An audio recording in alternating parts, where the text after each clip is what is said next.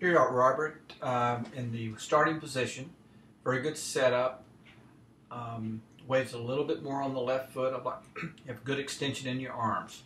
I'm going to take you back to the 3 position. One of the things you've done a really great job of is when I first saw you a few months ago, you had that bent left arm. In February, you corrected that left arm. And now you still have that good extended left arm. But the other thing you've done, this was the last time I had seen you on the right, and that's when you were demonstrating that you had learned how to keep that left arm straight. But you'll also notice in your takeaway, when you got to the 3 position, you had moved quite a bit to the right leg, and your body mass in your head was toward your right foot and toward the back of this rectangle. Now, through your practice, you have maintained a stable axis around your left side. So the one on the left is so much better and going to be so much more consistent to keep your low point in front of that golf ball. You're just in a much better position to strike down on that golf ball and compress it properly. So here we are in the 4th position, the top of the backswing, and you look fairly similar to Grant as you get to the top of the swing.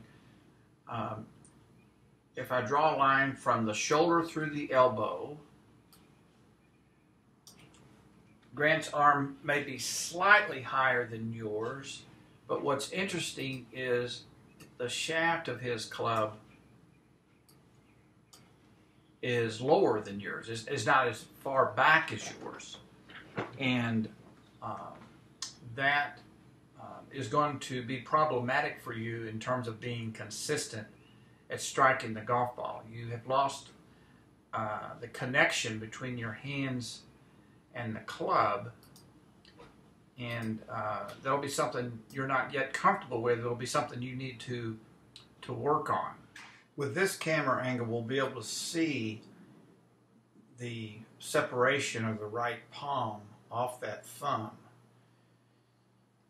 You can see when you get to here how this part of your palm is not touching the left hand, that you pulled it away. You're only holding the club with the fingertips of your right hand instead of having that lifeline sitting on that thumb.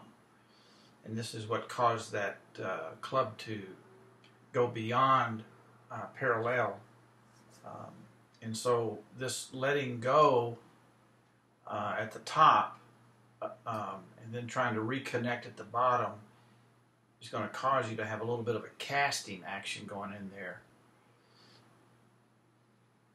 So you're going to have to throw that club head around a little quicker in order to catch up to where Grant has his club.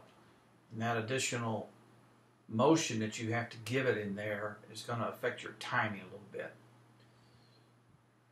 So one of the things that you're going to want to work on a little bit is continue to practice keeping the hands sealed together and feeling that contact of your lifeline.